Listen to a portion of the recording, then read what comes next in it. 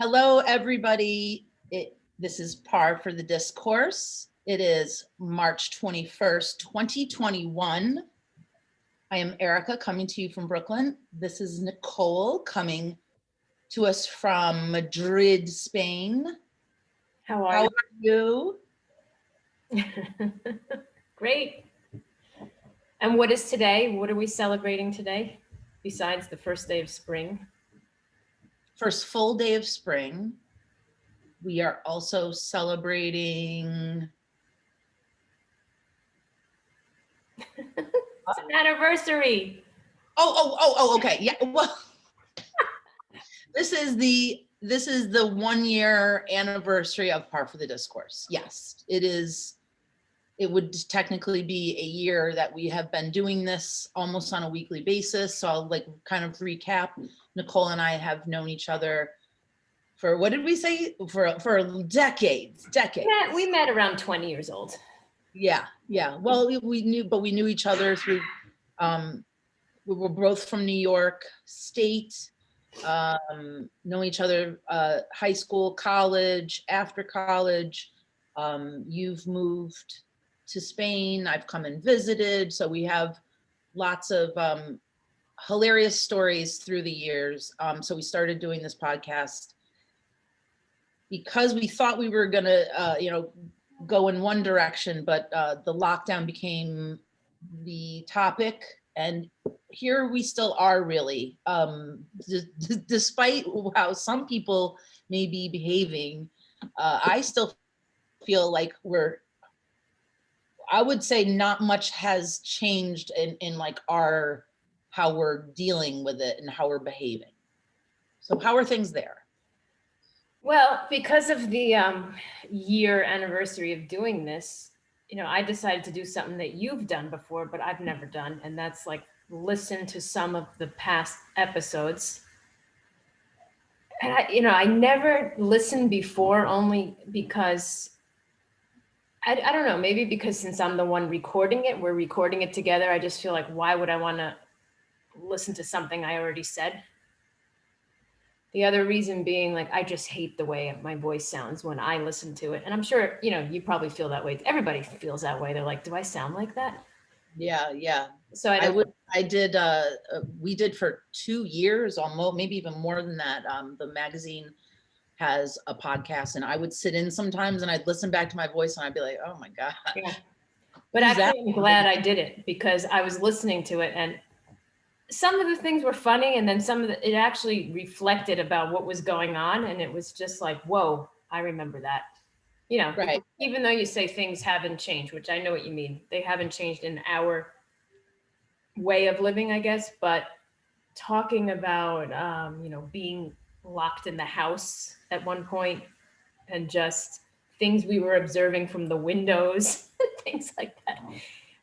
TV shows we were watching, just a lot of funny things came up. So I wanted to try to compile some of the best or funniest moments, but because there's so many, I thought maybe we could do like a two-parter. Today we just do like more towards the beginning of the podcast, and the next week highlight the second half.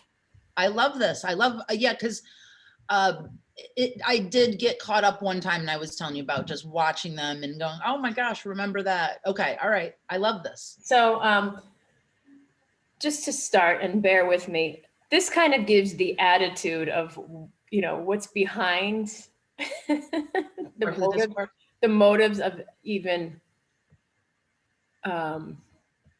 where our ideas come from. Sorry about this. Okay. April 5th. April 5th, something that was said that really, I think, hones in on where we're coming from here. I think you and I really relate to being angry about stupidity and society and things, and complaining about it, but at his core he really doesn't like arguing with people, and Right. When people are in a disagreement, it upsets him. And I really related to that because I can get angry about things. I'm such an honest person. It upsets some people sometimes, but it's really better to just be honest. Let's talk it out. Let's have a debate and get through our disagreements. Yeah. Wow. I heard that, and you just said to me before we started recording, sorry my opinions bother people. It's just like a reoccurring theme here, don't you think? Do you know who said that? Who you were quoting? What that was Oh, about? Bill Burr. Was that Bill Burr? I thought it was too, but then when I listened more. Larry David. Yes, good one. I had totally forgotten about that. Okay, because I was when I said him, I was like, oh, we're talking about a comedian or somebody that we because both. it was in reference to the New York Times article he wrote about staying home. There's nothing good out there to see. There's nothing good. There's nothing good out there. I thought that was, wow. Maybe but I should read that article. the anger coming through from underneath, how people don't behave the way we want them to, and that's what that's about. And that's really like at the core of it is like being kind of an idealist, like really hoping that people will be better than they are. And you're just constantly disappointed with humanity. That's been a theme. Week after week when we were speaking, and especially in the beginning, because we were about 2-3 weeks ahead of you, maybe 2 weeks ahead of you in terms of like cases and things happening. Phases. We talk a lot about phases, which is like a thing of the past now, but just how you were at a different point. You were like, I'm listening to what you're saying because this hasn't really caught up here yet. Do you remember that? Well, it didn't get politicized in Spain. No.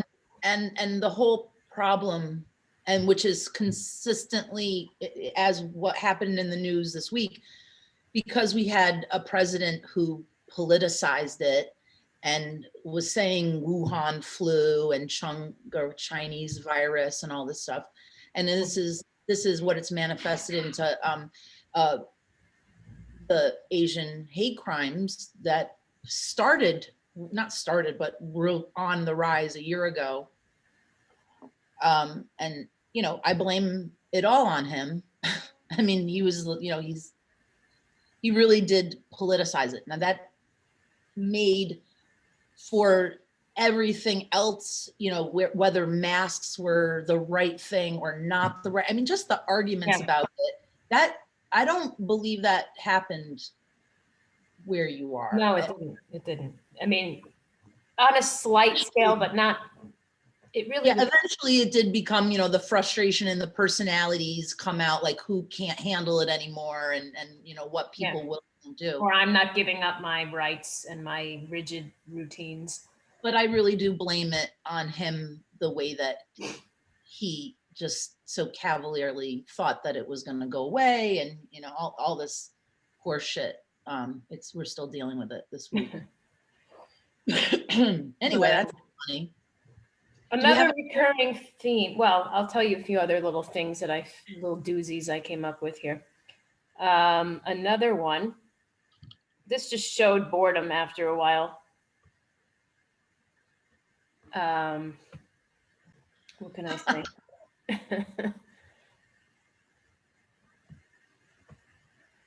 Is it this one?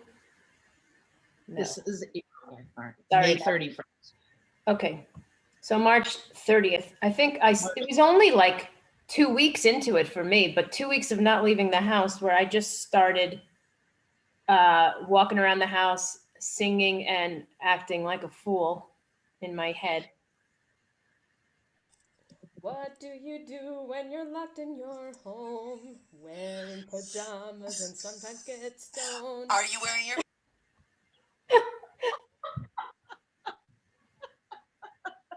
It's like a Willy Wonka. I don't remember that. That's hilarious. I had a discussion about Gene Wilder and how I have a non-sexual crush on him. Over Non-sexual crushes. Yeah, I remember that. Oh God.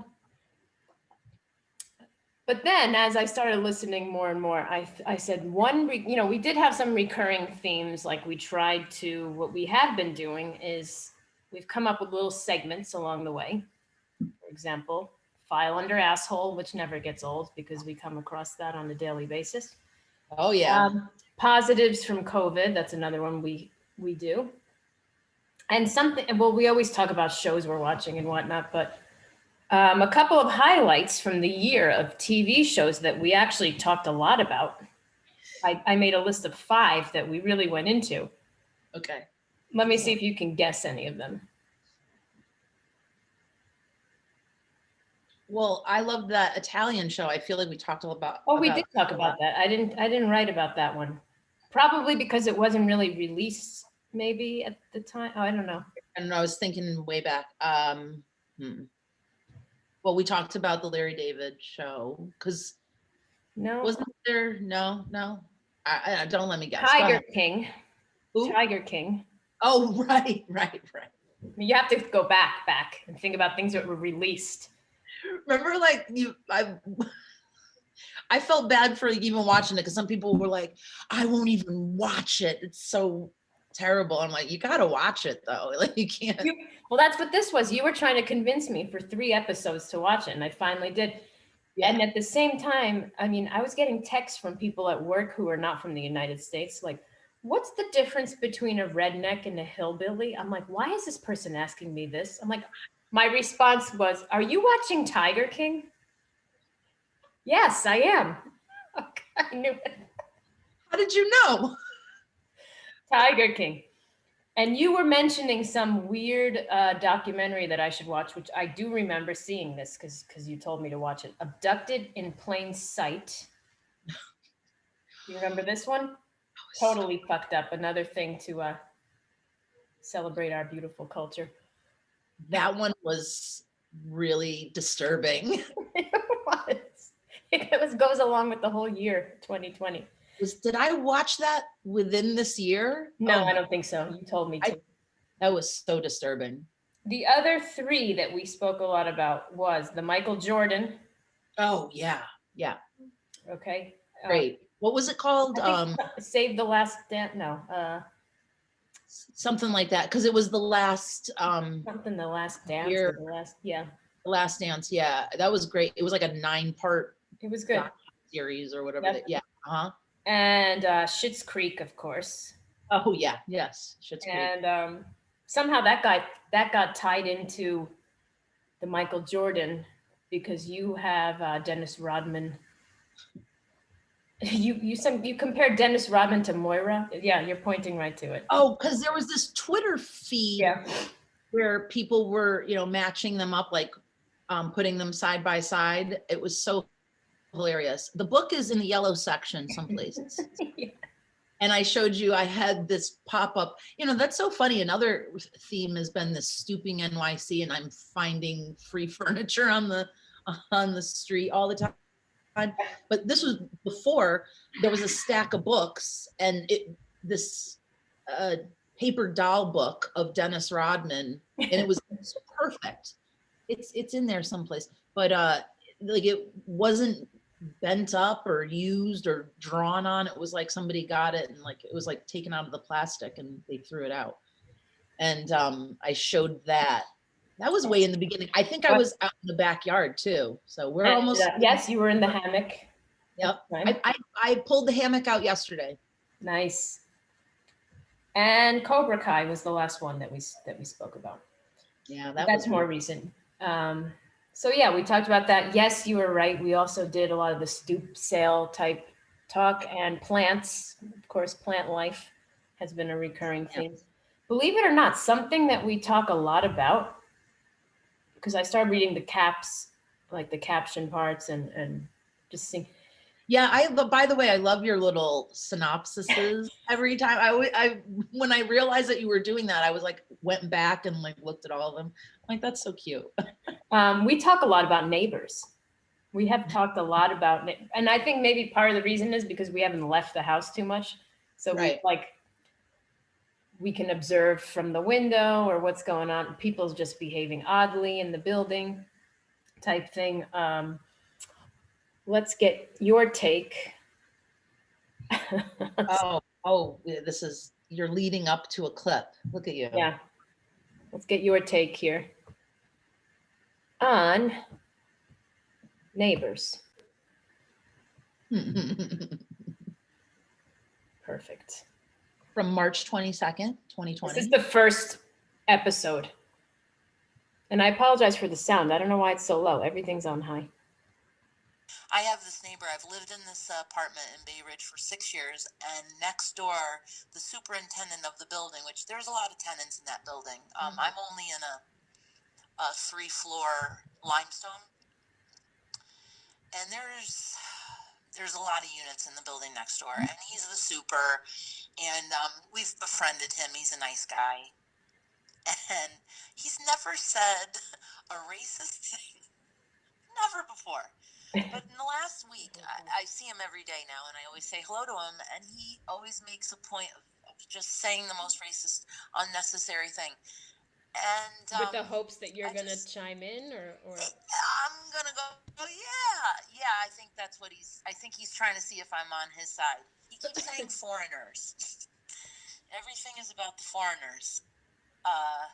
Like the Christmas lights, he's got extra Christmas lights he's going to give them to me because they're made by foreigners. Who needs that? It's not American made. And I just was like, wow, that's just one example. there you have it.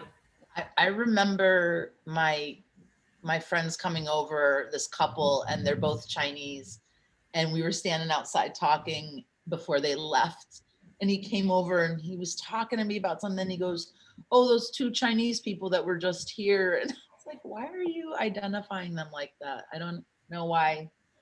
Yeah. Some people have come out of their weird shells through all of this. Their true colors shining through. That was one neighbor story. Yeah. I mean, there are several others. You want to take a listen?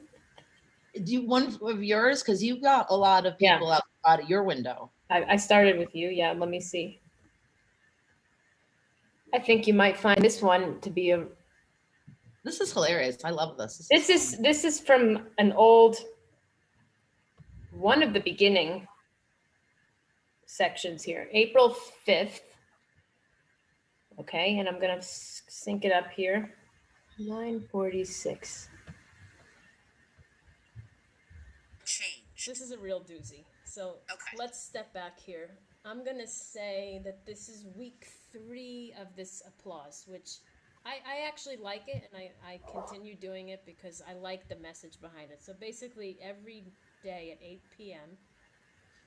And don't forget, it's pretty light out here at 8 p.m. So everybody opens their window and they start clapping, and it's supposed to be for, not because we're trapped, it's supposed to be for the nurses, doctors, all the staff that's working around the clock and helping people, and that's our way. It seemed to start, I don't mean to interrupt, it seemed to start here in New York City a couple days ago, and we went out at 7 o'clock yesterday, and even out here in Bay Ridge, I didn't think we'd hear it, but I did hear people clapping and banging pots and pans. Yeah, I've heard like, not the banging of pots and pans, but like these horn kids blow and just, noisemaker type things.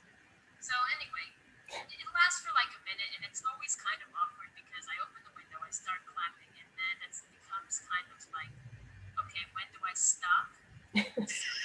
So Do you remember this? the first week, and Marvin's like, that's disrespectful, because I'm like the first one, I'm like, okay, I've had enough, like 30 seconds, and I shut the window, and I'm like, well, that's fine, I gave my thanks. What am I supposed to do, hang out the window? I'm on the 6th floor for like 5 minutes of class. So what is it turning into, like a competition of claps along? So, okay, so I would say last week it started. I've been kind of like, I go a little longer now. All right, I'm like, all right, I'll let it go for a minute. I think a minute is good. It's long.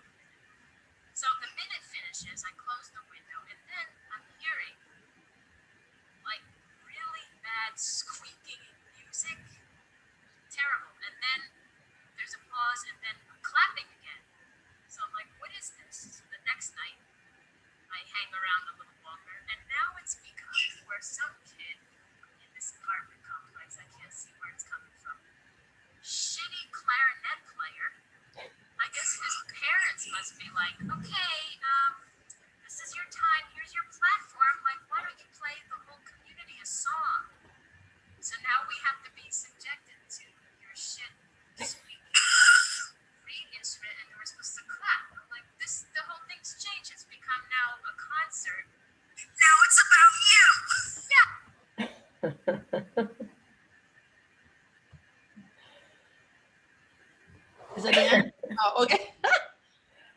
Now it's about you. Hot crust buns. I mean, see, that's the thing. It might seem like mean and judgmental that we're like commenting on these things, but who really is the selfish person? Yeah, we're just pointing out the assholes. That's all it is. I mean, there, the whole point of it was to be clapping for the worker or the first responders and honoring the people who were really on the front lines, and then this kid is making it about him. And all the people supporting it. Like, what's wrong with you? Right. Should I bring back the clapping? Should I start clapping again? Yeah, I was wondering if what was going to happen with that. It was really nice. I know New York was doing it because New York, there's probably like the most I don't think a lot of other cities did it. New York really took to it for a while, and then it kind of died down. But I do remember like clapping for a minute, and being like, okay, that's enough, right? Like when Where do you cut it? I mean, and then I would hear like down the street, like somebody was still doing it. And I was like, how long am I supposed to do it for? But yeah, so those are just a few stories of neighbors. There are others that we can comment on later. But yeah, I mean, we've been pointing out weird behavior. I don't know if anything has gotten better, but I do notice like in the grocery stores, I don't know if this is happening to you, like, of course we still have, you're supposed to keep the distance with the tape on the floor, and there's like plexiglass around the cashier kind of, in front. But people are like not respecting that anymore. They're like on your ass in line. I don't know. They used to tell you to like keep back, and now it's just like kind of a free for all. yeah. I think people think, and you mentioned this, especially with the vaccine, which is happening fast where you are. People are uninformed. Faster, I'll say, not fast, but people think that they could just either not wear the mask anymore or just go back to their old life. They don't understand how any of this shit works. Not that I'm a scientist, but Correct. I try to read a little bit about it. Yeah. And then you'll probably have to go through this a year from now. Like all that. But I don't know. It's exhausting. It really is. I think a long year. Yeah, 1 year of. I think I said this last week because we were kind of getting ready for the 1 year, but there have been pandemics and things that people have had to endure, wars, whatever, like much longer than a year of inconvenience. And there's been so many things that have happened that have been out of our control. So,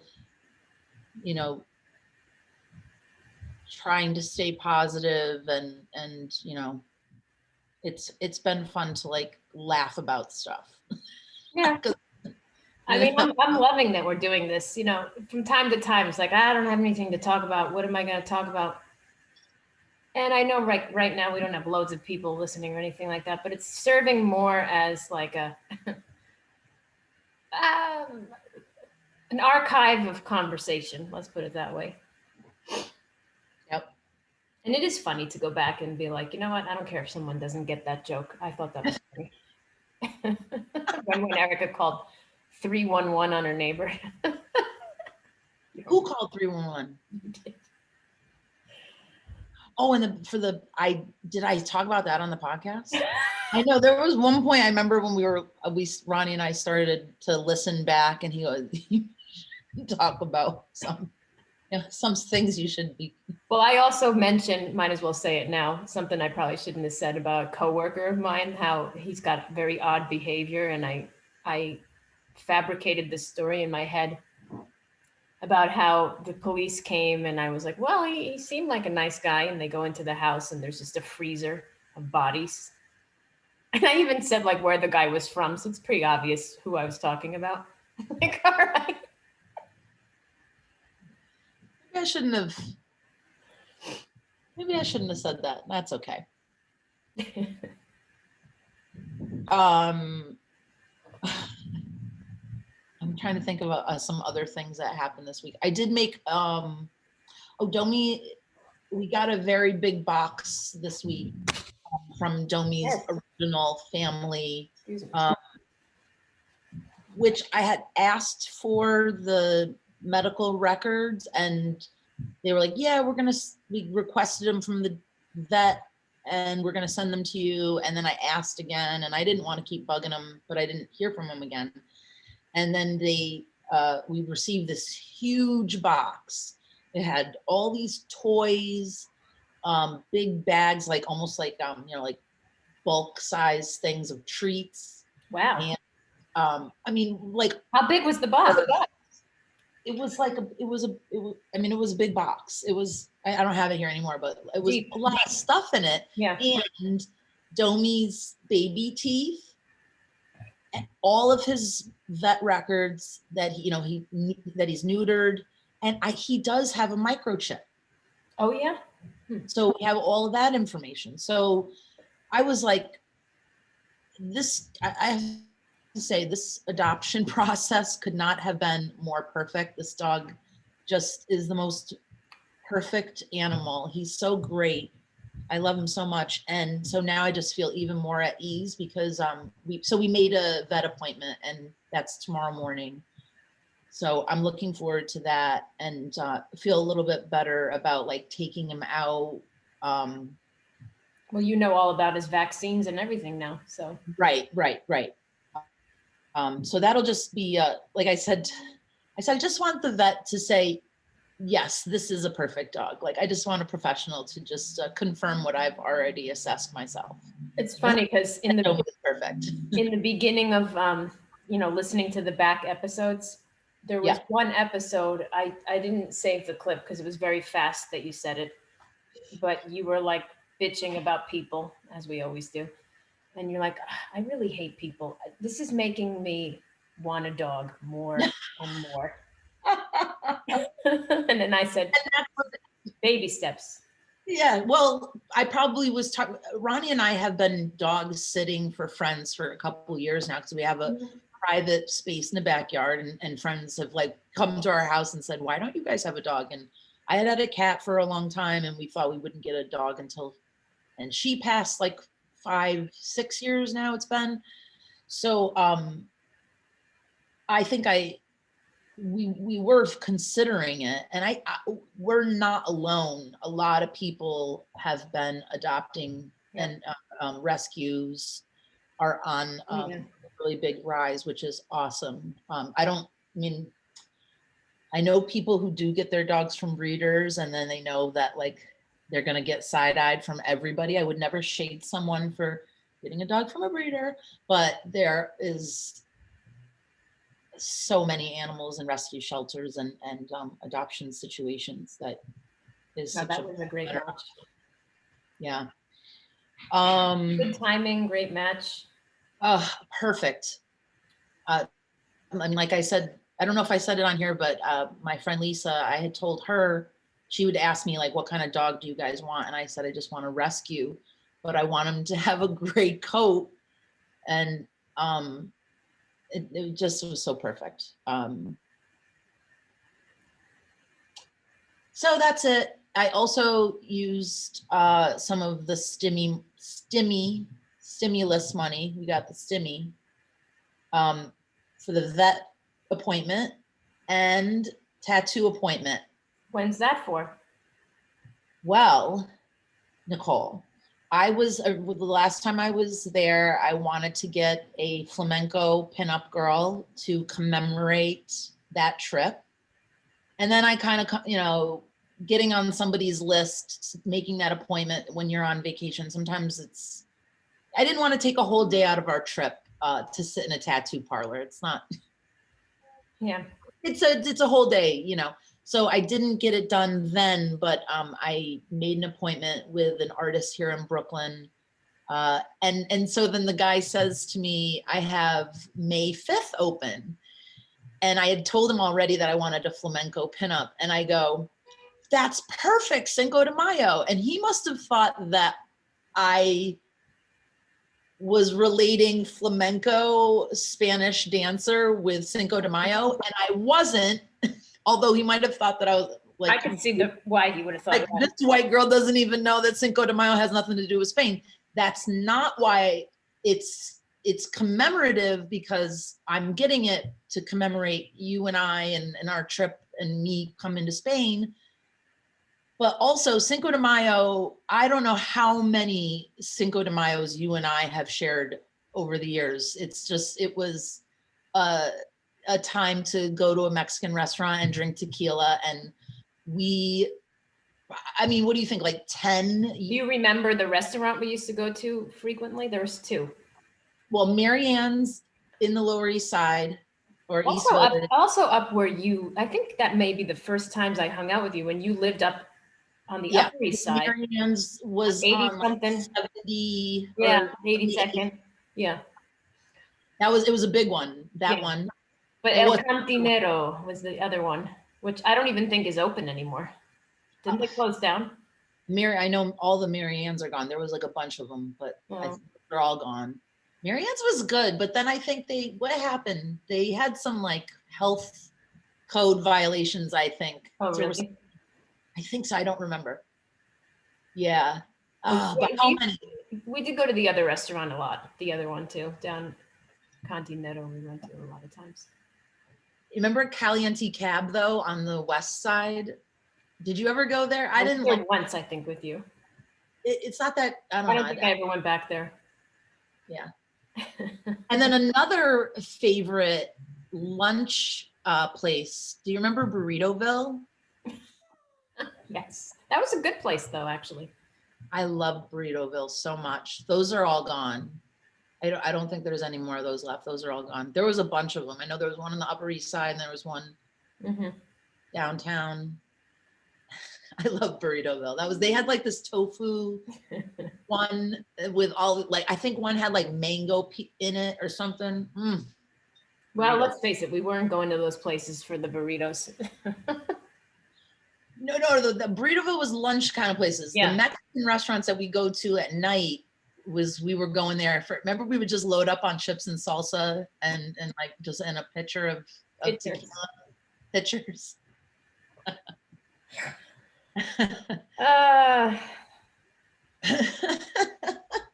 All right. Let's wrap this one up. I just had a thought I'll have to tell you once we stop recording. To be young and have a liver of steel? Is that what you were thinking? Yeah, I was thinking about all the chips and salsa. All right. Well, here's to another year of jokes, observations, and BSing. That's what we like to do. So signing off. See you next week.